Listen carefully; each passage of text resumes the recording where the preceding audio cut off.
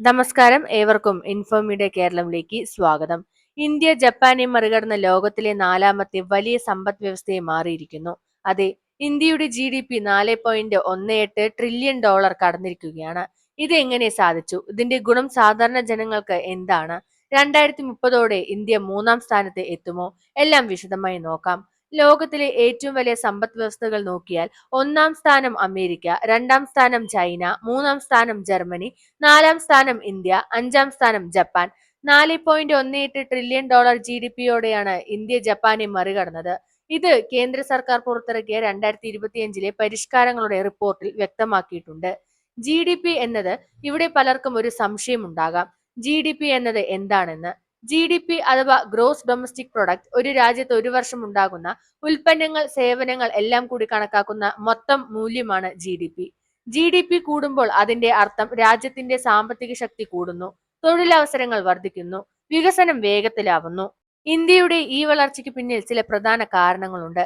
Make in India, digital India, startup India, വ്യവസായ അടിസ്ഥാന സൗകര്യ വികസനം, ഹൈവേ, എയർപോർട്ട്, റെയിൽവേ, തുറമുഖങ്ങൾ, കൂടാതെ കയറ്റുമതി വർദ്ധിച്ചു, സ്റ്റാർട്ടപ്പുകൾ വളർന്നു, വിദേശ നിക്ഷേപം FDI കൂടിയിട്ടുണ്ട്. സർക്കാർ പറയുന്നതനുസരിച്ച് തൊഴിലില്ലായ്മ കുറയുന്നുവെന്നും പുതിയ ജോലികൾ ഉണ്ടാകുന്നുവെന്നും റിപ്പോർട്ടിൽ വ്യക്തമാക്കുന്നു. ഇന്ത്യ മൂന്നാം സ്ഥാനത്ത്. ഇതാ ഏറ്റവും പ്രധാനപ്പെട്ട കാര്യം. 2030ഓടെ ഇന്ത്യ ജർമ്മനിയെ മറികടന്ന് ലോകത്തിലെ മൂന്നാമത്തെ വലിയ സമ്പദ് വ്യവസ്ഥയെ മാറുമെന്നതാണ് കേന്ദ്ര സർക്കാർ പറയുന്നത്. പ്രതീക്ഷിക്കുന്ന GDP $7.3 ട്രില്യൺ.